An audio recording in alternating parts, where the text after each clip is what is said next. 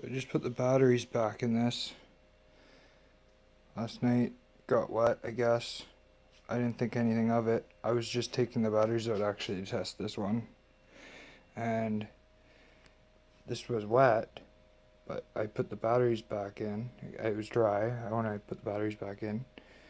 But for some reason when I turn the ignition on now, everything works. Nothing wrong with it, but for some reason that keeps clicking. And it's the turn signals, obviously. It's for the turn signals. They work.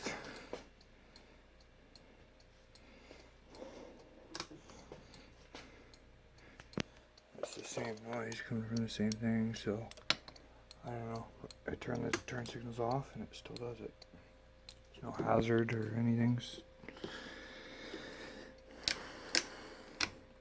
Lights work. The thing I noticed when you turn the lights on, there's red lights here, so I'm thinking that could be a fault. I don't know what happened to it, but who knows.